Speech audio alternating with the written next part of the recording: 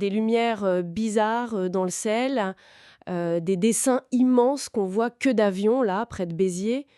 Qu'est-ce qu'on fait de tout ça? C'est interpellant quand même. Ah oui, ça laisse songeur. Aujourd'hui, justement, on va se pencher sur l'univers de Robert Charroux et son livre Archives des autres mondes. On va regarder des extraits, sa préface, un peu sa bio aussi. Oui, pour essayer de comprendre ces théories qui sont assez spéciales parfois. Voilà. Notre but, c'est de décortiquer un peu ces idées les plus surprenantes sur les vieilles civilisations, les lieux mystérieux, bref, cette histoire alternative qu'il propose. Allez, on y va? C'est parti. Alors déjà, qui c'était ce Robert Charroux? Enfin, Robert Grugeot, son vrai nom, né en 1909. Son parcours, c'est pas banal, hein. Ah non, c'est le moins qu'on puisse dire. Athlète, plongeur, même chercheur de trésors. Oui, journaliste aussi, et puis il s'est mis à écrire sur tous ces sujets un peu insolites. Il a même fondé le Club de l'insolite. Exactement, et toute son œuvre, bon, des titres comme Histoire inconnue des hommes depuis 100 000 ans, ça montre bien qu'il remettait en cause l'histoire officielle, quoi. Il était persuadé qu'il y avait une autre vérité. Oui, une vérité cachée laissée par ce qu'il appelait des ancêtres supérieurs. Et Archives des autres mondes, ben, c'est pile dans cette veine.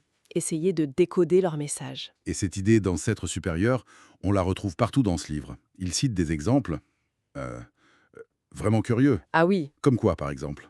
ben, des roues dites guérisseuses au Canada, des villes sous terre en France comme Naours, ou ce musée privé à Bogota, celui de Jaime Gutiérrez, plein d'objets bizarres. Hmm. Il va même jusqu'à parler de gens qui tordent l'acier par la pensée, l'effet Girard. Oui, il ratisse large. Mais le cœur de sa pensée, et il était assez précurseur là-dessus, dès 1962, c'est la fameuse théorie des anciens astronautes.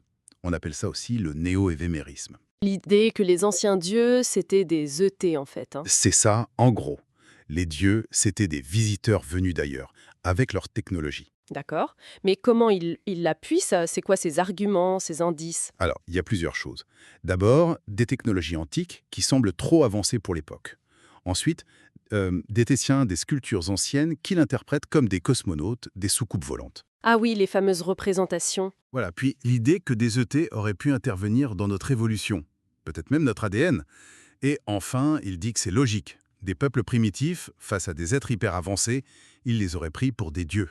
C'est une idée qu'on a beaucoup entendue depuis, avec von Däniken notamment. Tout à fait. Von Däniken a vraiment popularisé ça, oui, en utilisant l'exemple des cultes du cargo dans le Pacifique. Et pour revenir aux traces laissées, Charroux s'intéresse beaucoup aux géoglyphes, ces dessins géants au sol. Oui, énormément. Au Chili, par exemple, il décrit les lamas de Tiliviche ou le site immense de Cerro Pintados, avec toutes ses formes. Au Pérou, il parle du tapis de Sigua. Ça fait penser à Nazcar, évidemment. Bien sûr, pour Charroux, c'est la preuve d'une vision ou d'une technique qui dépasse ce qu'on attribue normalement à ces époques. Il fallait une perspective aérienne ou des connaissances particulières. Les roues de Bighorn, de Moose Mountain, souvent sur des sommets. On pense que ça pouvait être des calendriers astronomiques, alignés sur les solstices, sur Cyrus, Rigel. Ou des cliniques préhistoriques, j'ai lu ça aussi. Oui, c'est une des interprétations. Et la ressemblance avec Stonehenge, la structure, l'orientation astro, ça a fait naître l'hypothèse d'une influence celte, avant Colomb. Une idée que Charroux explore.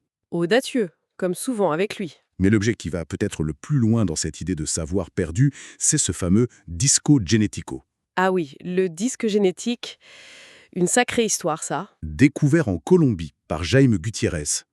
C'est une pierre noire, de la lidite, pas très grande, 20-25 cm. Et qu'est-ce qu'elle a de si spécial? D'après Gutiérrez, les gravures dessus, qui sont minuscules, montreraient en parallèle la transformation du tétard en grenouille et le développement du spermatozoïde humain jusqu'à l'embryon. Quoi? C'est incroyable comme affirmation. Carrément. Et Gutiérrez, lui, il y voit la preuve d'une civilisation inconnue qui liait l'origine de l'homme, la race jaune selon lui, à la grenouille, par des mutations. Waouh, ça part loin là. Ah oui, il construit toute une théorie sur les migrations après le déluge, les mélanges de races. C'est très complexe. Charroux rapporte ça, mais il essaie aussi de nuancer un peu. Comment ça? Ben, il rappelle que visuellement, un tétard et un embryon, ça se ressemble. Il parle aussi du test de grossesse qu'on faisait sur les grenouilles, le test de Brouat. Pour lui, bon, si la science dit qu'on descend des poissons, pourquoi pas des amphibiens finalement? C'est pas plus fantastique, dit-il. En gros, c'est typique de ce que Charroux aimait. Un objet concret, bizarre, qui semble porter un savoir impossible pour son époque et qui défie notre vision de l'histoire. Exactement ça. Même si, bon, faut le dire, les autorités colombiennes sont plus que sceptiques sur ce disque, hein. On imagine. Bon, on a survolé pas mal de choses de l'univers de Charroux. Sa recherche d'une histoire cachée, son rôle dans la théorie des anciens astronautes, les géoglyphes, les roues, ce disque génétique déroutant. Oui, c'est un aperçu. Et au fond, qu'on y croit ou pas à ces théories, hein, c'est pas vraiment la question principale, peut-être. Qu'est-ce que tu veux dire?